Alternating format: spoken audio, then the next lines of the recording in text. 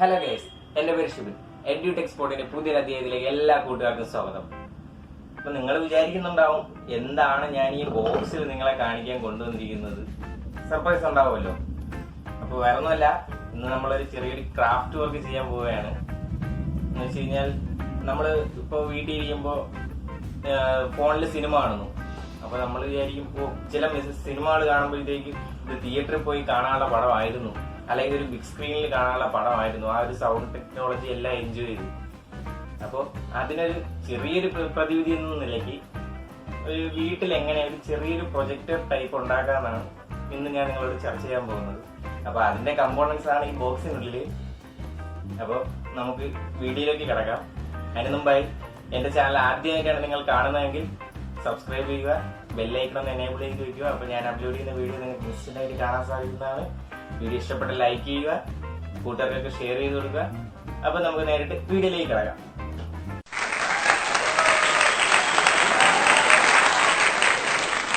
ആദ്യം തന്നെ നമ്മുടെ ഈ ഒരു മിനി പ്രൊജക്ടറിന് വേണ്ടിയിട്ടുള്ള കമ്പോണൻസ് എന്തൊക്കെയെന്ന് നമുക്കൊന്ന് പരിശോധിക്കാം. അപ്പോൾ അതിന് വേണ്ട സാധനങ്ങൾ: ഒരു സിസർ വേണം, കത്രിക, പിന്നെ ഒരു ബൾബ് എന്ന് പറയുമ്പോൾ നമ്മുടെ അതിൻ്റെ ആ ഫിലമെന്റും അതിൻ്റെ അകത്തുള്ള എല്ലാം കളഞ്ഞിട്ട് ഒരു ക്ലീൻ ചെയ്ത് ഒരു ബൾബ് എടുക്കുക, അത്.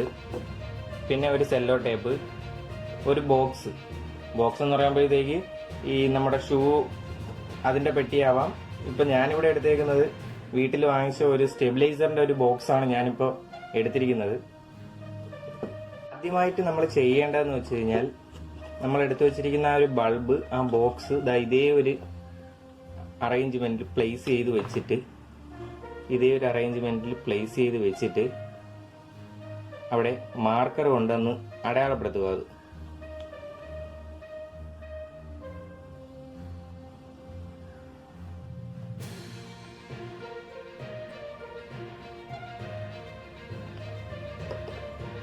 അപ്പോൾ നമുക്കിപ്പോൾ ആ ഒരു അടയാളം ഇവിടെ കിട്ടിയിട്ടുണ്ട്. അപ്പോൾ അതനുസരിച്ച് ആ ഒരു പാർട്ട് കട്ട് ചെയ്ത് മാറ്റുക. കാർഡ്ബോർഡിൽ അടയാളപ്പെടുത്തി വെച്ചിരിക്കുന്ന ഈ കട്ടിയുള്ള പാർട്ടിൽ കട്ട് ചെയ്ത് കഴിഞ്ഞിട്ടാണ് അവിടെയാണ് ഈ നമ്മൾ ക്ലീൻ ചെയ്ത് വെച്ചിരിക്കുന്ന ബൾബ് പ്ലേസ് ചെയ്യാനുള്ളത്. അപ്പോൾ അത് കറക്റ്റായിട്ട് കട്ട് ചെയ്തെടുക്കുക. നമ്മൾ ആ ബൾബിൻ്റെ ഷേപ്പിൽ ഇവിടെ ഏകദേശം കട്ട് ചെയ്ത് തീരാറായിട്ടുണ്ട്, കട്ട് ചെയ്തെടുത്തിട്ടുണ്ട്. ആ കട്ടിങ് പ്രോസസ് കംപ്ലീറ്റ് ആയിട്ടുണ്ട്. അപ്പോൾ ആ ഒരു ഷേപ്പ് നമുക്കിവിടെ കിട്ടിയിട്ടുണ്ട്. ആയിട്ട് ഞാനിവിടെ ഈ ഒരു ഇമേജിൽ കാണിച്ചിരിക്കുന്ന പോലെ പകുതി കാർഡ്ബോർഡിന്റെ അകത്തും പകുതി പുറത്തും ആയിരിക്കുന്ന രീതിയിൽ നമ്മളെ ഈ കട്ട് ചെയ്ത ഭാഗത്ത് ബൾബ് പ്ലേസ് ചെയ്യുക. ബൾബ് പ്ലേസ് ചെയ്ത് കഴിഞ്ഞിട്ട് അത് ടേപ്പ് ഒട്ടിച്ച് ഒന്ന് ചെറുതായിട്ടൊന്ന് സ്ട്രോങ് ആയി കൊടുക്കണം.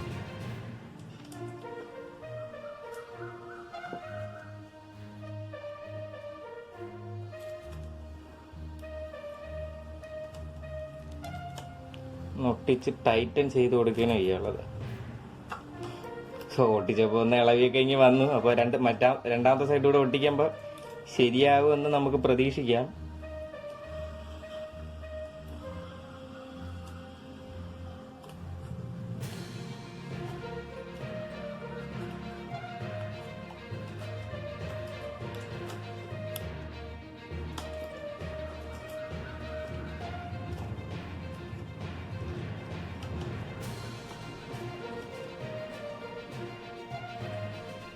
അപ്പൊ നമ്മളൊരു ചെറുതായിട്ടൊന്ന് ടേപ്പ് കൂടെ ഒക്കെ ഒട്ടിച്ച് പകുതി അകത്തും പകുതി പുറത്തും എന്നുള്ള ആ ഒരു മാനറിൽ എടുത്തിട്ടുണ്ട് ഗൈസ്. ഇനി അടുത്ത് നമ്മൾ ചെയ്യാൻ പോകുന്നത് നമ്മുടെ ഫോണ് പ്ലേസ് ചെയ്യുക എന്നുള്ള അടുത്തൊരു ദൗത്യമാണ്. നമ്മുടെ ഫോണ് ഈ ഒരു കാർഡിൽ ഒരു ടേപ്പ് ഒട്ടിച്ചിട്ട് ഫോണ് പ്രോപ്പറായിട്ട് പ്ലേസ് ചെയ്യുന്ന ഒരു സെറ്റപ്പ് ഉണ്ടാക്കണം നമുക്ക്. ഈ ഒരു കാർഡ്ബോർഡിലേക്ക് നമ്മൾ ടേപ്പൊക്കെ ഒന്ന് ഒട്ടിച്ച് വെച്ചിട്ടുണ്ട്. ഏറ്റവും സ്യൂട്ട് നിങ്ങൾ വീട്ടിൽ ചെയ്തു നോക്കുമ്പോൾ ഒരു ഡബിൾ സൈഡ് ടേപ്പാണ് ഏറ്റവും അഭികാമ്യം. അപ്പോൾ ഞാനിപ്പോൾ തൽക്കാലം സെല്ലോ ടേപ്പ് വെച്ചാണ് ഒട്ടിച്ചിരിക്കുന്നത്. അപ്പോൾ അതൊന്ന് ഒട്ടിച്ച് ഒന്ന് പ്ലേസ് ചെയ്തിട്ടുണ്ട്, നിങ്ങൾക്ക് കാണാവുന്നതാണ്. നമ്മൾ ഈ നമ്മുടെ ഫോണിൽ 1-2 സെറ്റിങ്സ് കൂടി ഒന്ന് അഡ്ജസ്റ്റ് ചെയ്യേണ്ടതായിട്ടുണ്ട്. ആദ്യം എന്ന് പറയുമ്പോൾ ഓട്ടോ റെട്ടായിട്ട് നമ്മൾ ഓഫ് ആക്കി ഇട്ട് കൊടുക്കണം നമ്മുടെ ഫോണിൻ്റെ. അത് കഴിഞ്ഞിട്ട് നമ്മുടെ MX പ്ലെയറിനകത്ത് കയറിയിട്ട് അതിലെ സെറ്റിങ്സിൽ ഒന്ന് ക്ലിക്ക് ചെയ്തിട്ട് ഡിസ്പ്ലേയിൽ പോയി സ്ക്രീൻ റൊട്ടേഷൻ ഓഫ് ആണോ എന്ന് നമ്മൾ വെരിഫൈ ചെയ്യുക. അത് ഓഫ് ആണെങ്കിൽ നമുക്ക് ഇനി ധൈര്യമായിട്ട് ഇത് ഫോൺ പ്ലേസ് ചെയ്യാവുന്നതാണ്. അടുത്തതായിട്ട് നമ്മൾ വെള്ളം നിറയ്ക്കാനായിട്ട് പോവുകയാണ്.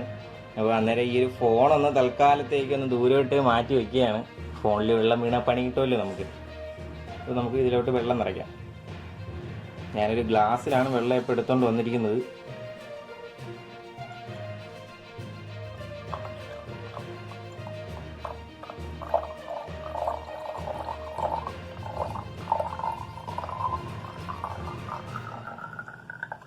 കറക്റ്റ് ആയിരുന്നു കേട്ടോ ഗൈസ്. ഞാൻ എടുത്തുകൊണ്ട് വന്ന വെള്ളം കറക്റ്റ് ആയിരുന്നു, കൃത്യമായിരുന്നു. നമ്മുടെ വർക്ക് ഏകദേശം കംപ്ലീറ്റ് ആയിട്ടുണ്ട് ഗൈസ്. അപ്പോൾ ഇനി നമ്മൾ ഫോൺ അങ്ങോട്ട് പ്ലേസ് ചെയ്യുകയാണ് അടുത്ത് ചെയ്യേണ്ടത്.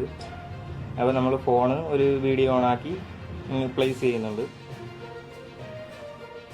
വീഡിയോ ഓണാക്കിയിട്ട് ഫോണ് തലതിരിച്ചാണ് നമ്മൾ ഇവിടെ വെക്കേണ്ടത്. ഇതിനകത്തോട്ട് എന്ന് പറയുമ്പോൾ ഇങ്ങനെയാണ് നോർമൽ കാണുന്നതെങ്കിൽ അതൊന്ന് റൊട്ടേറ്റ് ചെയ്ത് എന്ന് പറയുമ്പോൾ നമ്മൾ തലതിരിക്കുമ്പോൾ റൊട്ടേഷൻ മാറാതിരിക്കാൻ വേണ്ടിയാണ് ഓട്ടോ റൊട്ടേഷൻ നേരത്തെ നമ്മൾ ഓഫാക്കിയിട്ടിരിക്കുന്നത്.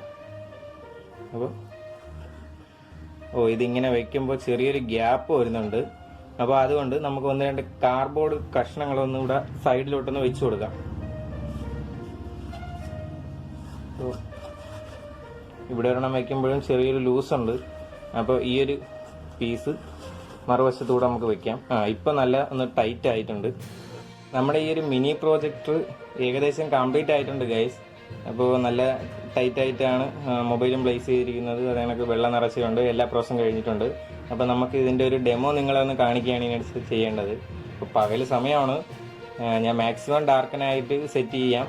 എന്നിട്ട് വീഡിയോ അത്ര ഒരു ഡേ ലൈറ്റ് ആയതുകൊണ്ട് പ്രൊജക്ടർ എങ്ങനെയാണ് പെർഫോം ചെയ്യാന്ന് നമുക്ക് പറയാൻ പറ്റത്തില്ല. അപ്പോൾ എന്നാലും നമുക്ക് മാക്സിമം നോക്കാം.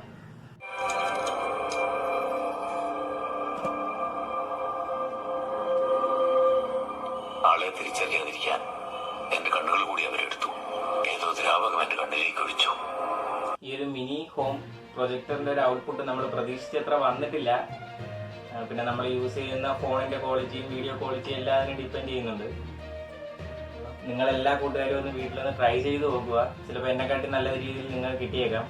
അപ്പോൾ ഈ ഒരു വീഡിയോ നിങ്ങൾക്ക് ഇഷ്ടപ്പെട്ടിട്ടുണ്ടെങ്കിൽ ലൈക്ക് ചെയ്യുക, സബ്സ്ക്രൈബ് ചെയ്യുക, കൂട്ടുകാർക്കൊക്കെ ഒന്ന് ഷെയർ ചെയ്ത് കൊടുക്കുക. അപ്പോൾ ഇനി പുതിയൊരു ദിവസം പുതിയൊരു വീഡിയോയുമായി കാണുന്നവരെ ബൈ ബൈ.